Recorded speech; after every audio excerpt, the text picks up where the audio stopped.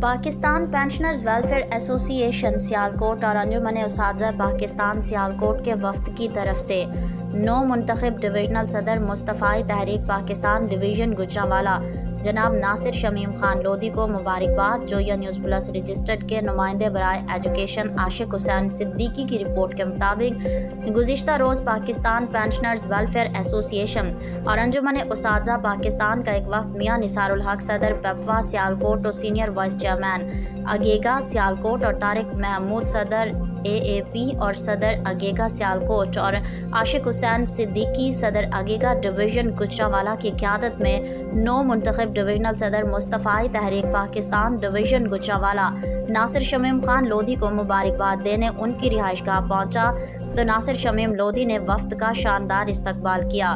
وفد کے شرکا نے ان کے گلے میں مالا پہنائی اور مبارکباد دی۔ وفد میں ڈاکٹر حامد محمود قریشی، ہاشمی محمد انور شاہد، طارق محمود انجم، خالد نذیر نجمی، لالا مبشر ایڈوکیٹ، مظہر حسین، محمد جمیل ایڈوکیٹ اور جواد خان لودھی شامل تھے۔